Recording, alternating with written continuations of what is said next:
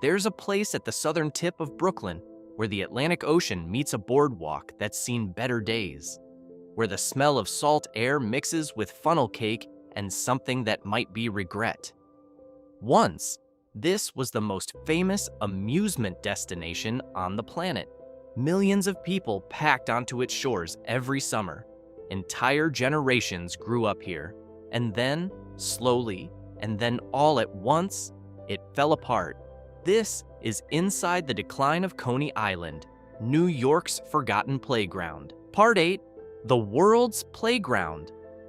To understand what was lost, you first have to understand what Coney Island actually was, and how extraordinary that was for its time. By the mid-1800s, Coney Island had already begun attracting visitors to its beaches. But the version of Coney Island that would stamp itself on American memory didn't arrive until the turn of the 20th century, when 3 amusement parks opened in rapid succession and changed everything.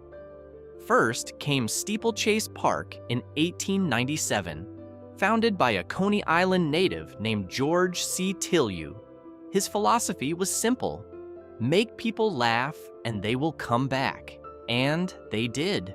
Steeplechase offered mechanical horse races along a track, hence the name, plus a carousel, a massive ballroom, and a general atmosphere of good-natured chaos.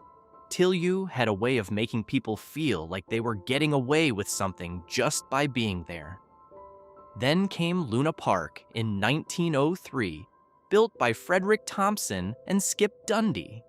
If Steeplechase was the family-friendly option, Luna Park was pure spectacle. The park was lit by over 1 million electric lights, earning it the nickname, the Electric City by the Sea. And it was so dazzling that hundreds of imitators sprang up across the country almost immediately. Walt Disney visited Luna Park regularly when he came to New York, and by most accounts, it served as significant inspiration for what would eventually become Disneyland. Dreamland followed in 1904, built by a politically connected developer named William Reynolds, who essentially watched Luna Park's success and decided he wanted in. It was bigger, more elaborate, and had its own pier so guests could arrive by steamship. It was also short-lived. In 1911, a fire that started in a ride called Hellgate burned Dreamland to the ground. The lions in the menagerie escaped. Some were shot in the streets. It was a dramatic end, even by Coney Island standards. By 1910, Coney Island was arguably the most famous resort in the world. Holiday crowds had climbed from around 100,000 on a busy day in 1900 to over 1 million visitors in the 1920s, thanks largely to the subway system's expansion.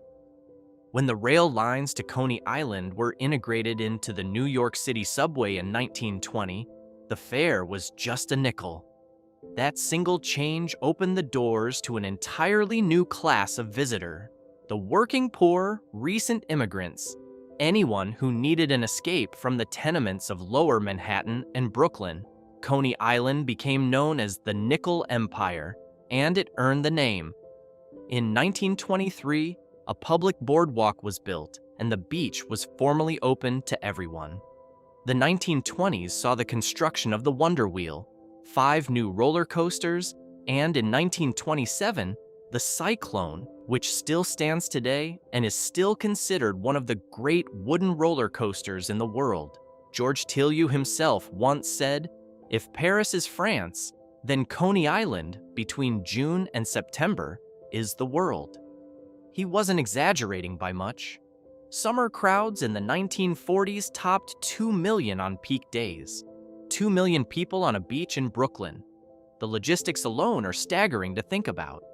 The sheer variety of what was on offer is hard to communicate now, because nothing quite like it exists anymore. You had mechanical wonders that people from rural areas and immigrant communities had never seen anything like. You had freak shows, which carry their own complicated legacy, but also high-wire acts, trained animal performances, and theatrical reenactments of historical disasters staged with actual pyrotechnics. Luna Park offered a ride called A Trip to the Moon that simulated space travel years before anyone had the faintest idea what space travel might actually look like. There were scale models of world landmarks. There were baby incubators, actual premature infants in working incubators, tended by nurses. Displayed as a kind of scientific marvel by any modern standard, a lot of it was exploitative, but the scale of human imagination being applied to public entertainment was genuinely staggering. Coney Island was where American popular culture went to try things out. If it worked at Coney Island, it traveled. The amusement park industry that eventually gave the country Disneyland and Six Flags and Cedar Point, all of it traces its lineage back to those 3 parks on the southern tip of Brooklyn. Part 7. The first cracks. The peak didn't hold. It rarely does. The Great Depression of the 1930s hit Coney Island hard, but in a strange way, the place survived it better than most. The whole point of the nickel empire was that it was affordable. When millions of people were broke and miserable, Coney Island offered a few hours of distraction for almost nothing. Crowds still came, but the Depression took its toll on the infrastructure itself. Luna Park, which had been struggling even in the 1920s to keep its attractions fresh and rotating, was operating on fumes by the late 1930s. The live reenactments that had once drawn enormous crowds, dramatizations of the San Francisco earthquake, Civil War battles, the sinking of the Galveston flood, had grown stale. The public had moved on, and the park couldn't keep up. Then, in August 1944, Luna Park burned. A fire tore through the western half of the park, causing roughly $800,000 in damage and destroying several major attractions. The park limped along for 2 more years before shutting permanently in 1946. The land sat empty, and a city official with very specific ideas about what Coney Island should look like was already circling it. His name was Robert Moses, and his fingerprints are on some of the most consequential and most destructive urban decisions in New York City history. Part 6. Robert Moses and the Slow Demolition. Robert Moses is one of those figures in American history who managed to be both enormously productive and enormously damaging at the same time. As New York City's Parks Commissioner and later its Coordinator of Construction, a role he shaped into one of the most powerful positions in city government, he reshaped New York for decades. The question was always, what was he tearing down to do it? Moses despised Coney Island. He looked down on what he called the riff-raff establishments, the arcades, the freak shows, the general carnival atmosphere. He preferred the clean, managed environment of Jones Beach, the Long Island State Park he had built and controlled. Coney Island, with its noise and its crowds and its working-class energy, offended him. He had published a report as early as 1937 outlining possible redevelopment of the area. After World War II, he began acting on it. In 1937, Moses had taken over jurisdiction of Coney Island's beach and boardwalk through the Parks Department. From that position, he started methodically removing the infrastructure that made Coney Island function. He wanted bigger parking lots to accommodate automobiles, a choice that was not incidental. Moses consistently prioritized car access over public transit, and in a neighborhood that was built around the subway, that preference was a quiet kind of sabotage. More parking meant fewer amusements. Fewer amusements meant fewer visitors. Fewer visitors meant lower property values. Lower property values meant it became easier to justify the redevelopment he'd had in mind from the beginning. When fires damaged sections of the boardwalk in 1939, Moses moved quickly to demolish the damaged structures rather than repair them. On January 22, 1940, bulldozers moved in. The pace of removal accelerated through the 1940s. When Luna Park's land became available in 1949, Moses moved quickly. He asked the city to transfer the waterfront property to the Parks Department. The request was granted. He then had the land rezoned for residential use. He moved the boardwalk back from the beach, demolishing the city's municipal bathhouse and several blocks of amusement concessions in the process. He argued, with data that many considered selective at best, that Coney Island's visitors were declining because people preferred open-air beaches like Jones Beach to the mechanical gadget attractions of Coney Island. What he didn't mention was that his own policies were actively removing the things that made Coney Island appealing in the first place. In 1949, Moses declared the residential west end of Coney Island an urban renewal zone and used eminent domain to level the entire neighborhood. What had been a functioning, if modest, working-class community was replaced with high-rise housing projects, surrounded for years by vacant lots and rubble. In 1954, the New York City Planning Commission, heavily influenced by Moses, unveiled a master plan for Coney Island that would have demolished nearly every building within a 60-block radius. Only a narrow amusement zone between West 22nd and West 8th Streets, extending just 200 to 400 feet from the shoreline, would survive. Everything else would be converted to residential development. There was public outcry. Some elements of the plan were walked back. But the damage was done in mindset, in zoning, and in the slow disinvestment that followed. By 1990, storefronts on Mermaid Avenue, once a vibrant commercial strip, had decreased by roughly 90% from their pre-urban renewal numbers. That's not a rounding error. That's a neighborhood that was essentially erased. Charles Denson, director of the Coney Island History Project, put it plainly. Moses's battle plan was to attack Coney Island from its western flank and work his way east. Part 5. The Steeplechase debacle. If Moses set the fire, what happened to Steeplechase Park in 1966 poured gasoline on it. Steeplechase was the last of the original 3 great Coney Island amusement parks. It had survived the fire that destroyed it in 1907. Till you rebuilt it almost immediately, had survived the Depression, had survived the war years. It operated from 1897 until the end of the 1964 season. 67 years. Longer than any other park in Coney Island's history. On September 20th, 1964, at 7:35 in the evening, the lights went out in the Pavilion of Fun for the last time. Former employees, Tillu family members, and longtime associates gathered for a closing ceremony. They played Auld Lang Syne.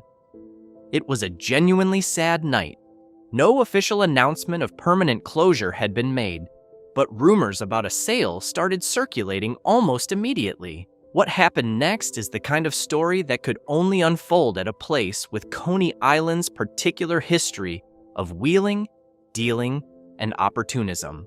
Without the agreement of her siblings, she sold the entire Steeplechase property to a developer named Fred Trump, yes, Donald Trump's father, in July 1965 for $2.5 million. She turned down bids from local operators, including the owners of Nathan's Famous, in favor of the more lucrative Trump deal. The assumption in the community was that the park would continue to operate until Trump obtained the necessary zoning approvals for residential construction. That assumption was wrong. Trump never opened the park for the 1965 season, and in September 1966, faced with a growing effort to get the Steeplechase Pavilion designated as a historic landmark. This was the era right after the demolition of Pennsylvania Station had finally awakened New Yorkers to the cost of losing their architectural heritage. Trump acted. He threw a demolition party. Guests were handed bricks and invited to hurl them through the stained glass windows of the Pavilion of Fun, specifically through the famous funny face, the grinning Steeplechase mascot that had become a symbol of the whole neighborhood. Then he bulldozed it. The irony is almost too thick to process. Trump never got the zoning variances he needed. The high-rise residential development he'd had in mind never materialized. He eventually sold the site to the city for $4 million. The land sat largely vacant for decades. It wasn't until 2001 that anything was built there. A minor league baseball stadium for the Brooklyn Cyclones. The 262-foot tower that had originally been built for the 1939 World's Fair and brought to Steeplechase afterward. He hired a contractor to take it down, but the bid of $10,000 was, apparently, too high. The parachute jump was designated a New York City landmark in 1977. It's still standing today, repainted and lit up at night, though it hasn't operated since 1964. When Steeplechase closed and failed to open for the 1965 season, Charles Denson later wrote, "The resulting publicity created a worldwide impression that the whole of Coney Island had closed. That impression stuck, and it wasn't entirely inaccurate." Part 4. The Long Slide. Crime, neglect, and the 1970s. What followed the loss of the parks was a decade and a half of genuine urban crisis. The housing projects that Moses had built to replace the amusements and working-class neighborhoods filled quickly, and without any corresponding investment in services, infrastructure, or economic opportunity, they deteriorated fast. Arson became a serious problem. There were periods in the late 1960s and 1970s when entire blocks would burn and no one moved to rebuild. Street crime increased sharply. The beach and boardwalk, which had once been civic jewels, became neglected and dangerous in stretches. The subway ride to Coney Island, which had once been a symbol of democratic access, became something many people now thought twice about. The 1964 season had already been dismal. Concessionaires reported that they'd had 30 to 90% fewer visitors compared to the previous year, in part because the 1964 World's Fair in Flushing Meadows was pulling visitors away. By 1967, Mayor John Lindsay declared the west end of Coney Island a poverty zone. In 1964, a mob of roughly 4,000 young people, many of them teenagers from nearby housing projects, rampaged through the amusement area on Memorial Day weekend, forcing businesses to close early. It was widely covered in the press, and it accelerated the perception, fair or not, that Coney Island had become unsafe. Through the 1970s, various revival schemes were proposed and abandoned. Public housing, a new theme park, luxury hotels. None of it happened. By 1975, the city was actually considering demolishing the Cyclone roller coaster, built in 1927, still operating, still drawing visitors, in favor of expanding the adjacent New York Aquarium. That proposal was ultimately rejected, and the Cyclone was landmarked in 1988. But the fact that anyone was seriously floating the idea tells you a lot about the general atmosphere of the era. The 1980s brought a drug epidemic that hit the housing developments Moses had created particularly hard. What had been the most famous pleasure ground in the world now had neighborhoods with median incomes that were among the lowest in New York City. The famous structures that remained from Coney Island's glory days became symbols of something closer to abandonment than heritage. That 262-foot tower stood rusting and inoperative on the boardwalk for decades, neither demolished nor restored. The Cyclone rattled on, but the blocks surrounding it were a long way from the vibrant commercial strip they had been. The wonder wheel turned. That was about the most anyone could say. Part 3. The revival attempts and what actually worked. The 1980s and early 1990s generated a lot of talk about revival. A new theme park, casino gambling, luxury resort hotels with the kind of Las Vegas energy that was being deployed to revive Atlantic City. Almost none of it actually happened. Plans were unveiled, renderings were published, press conferences were held, and then nothing would materialize. What finally broke the stalemate was modest by comparison. A minor league baseball stadium opened in 2001 on the old Steeplechase site and brought something Coney Island had been missing for decades, a reliable reason for ordinary New Yorkers to come back. The Brooklyn Cyclones gave the area a small but consistent pulse. The 2009 rezoning was the city's most ambitious attempt at a comprehensive revival plan. It created a 9.4-acre protected amusement district and approved construction of roughly 4,500 housing units, including 900 affordable units. Luna Park, a new one, unrelated to the original, opened in 2010 on part of the old Astroland site. New roller coasters followed. The Thunderbolt, a steel coaster named after the beloved wooden original, opened in 2014. A live performance venue, the Ford Amphitheater, opened on the boardwalk in 2016. The B&B Carousel, a historic carousel that had been in storage for years, was restored and reopened at Luna Park in 2013. These were real improvements, not transformational, not a return to anything resembling the old Coney Island, but tangible signs that the city was at least trying to keep the amusement area alive rather than pave it over entirely. And then Hurricane Sandy hit in October 2012 and reminded everyone that Coney Island is, at the end of the day, a sandbar. The amusement parks, the aquarium, and businesses throughout the neighborhood sustained major damage.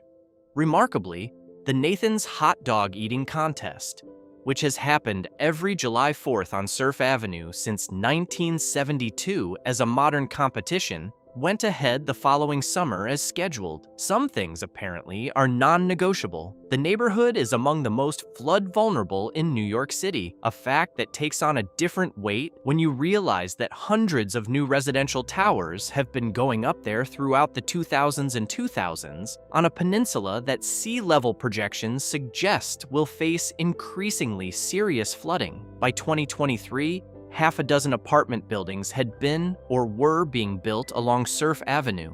In February 2025, the city announced plans for the Coney Island West project, which would add another 1,500 housing units on the peninsula's western end. Whether building thousands of new homes on a flood-prone barrier island is an act of urban renewal or an act of denial is a question nobody in city government seems particularly eager to answer out loud. As of 2026, Coney Island is in a strange middle state. Luna Park operates seasonally. The Cyclone still runs. Nathan's Famous is still there on the corner of Surf and Stillwell, where it has been since 1916. The Wonder Wheel turns. The boardwalk is there, somewhat reconstructed after Sandy. There are concerts and the annual Nathan's Hot Dog Eating Contest and the Mermaid Parade. On a warm summer Saturday, it's easy to feel like the place has a heartbeat again.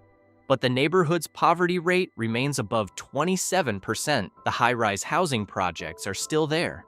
The storefronts that once lined the surrounding streets never came back to anything like their former density. And the three original parks, Steeplechase, Luna, Dreamland, exist now only in photographs, postcards, and the memories of people old enough to have been there. Part 2. What was actually lost? It's worth stepping back from the timeline and the real estate deals for a moment to think about what Coney Island actually represented and what its decline actually cost. In the early 20th century, Coney Island was one of the few places in New York, in America, where class barriers genuinely dissolved, at least for an afternoon. The immigrant who'd arrived at Ellis Island a month earlier and the family that had been in Brooklyn for 3 generations shared the same beach. That wasn't incidental to what Coney Island was. It was the whole point. The subway made it possible. 5 cents, and you were out of the tenement and on a beach with a million other people, with cotton candy and salt air and the sound of a roller coaster going by overhead. That version of democratic public pleasure is almost impossible to reconstruct. It's also worth remembering what the surrounding residential neighborhood had been before urban renewal dismantled it. The west end of Coney Island, which Moses declared a slum in 1949, was a functioning community. There were over 400 storefronts on Mermaid Avenue alone. Immigrant families, Italian, Jewish, later others, had built lives there, running businesses out of the street-level floors of 3-story brick buildings, renting the upper floors. It wasn't wealthy, but it worked. The city's own slum clearance program was later exposed by investigators as benefiting developers far more than it helped the families who were displaced. Many of those families were relocated to the very bungalow colonies of the West End that were in the worst condition, having been redlined by banks and starved of investment since the 1940s, when Robert Moses decided that Coney Island's amusement culture was too low class, too noisy, too disorderly for his vision of a properly run city. He wasn't just making a planning decision. He was deciding who the city was for and who it wasn't for. The people who had depended on Coney Island as one of their few accessible luxuries. The ones who couldn't afford the Catskills or the Jersey Shore or a car to drive to Jones Beach. Those were the people who paid the steepest price for what he did. And when Fred Trump threw that demolition party in 1966, and invited people to break windows in the building that Till Yu had spent his life building, it wasn't just a piece of architecture being destroyed.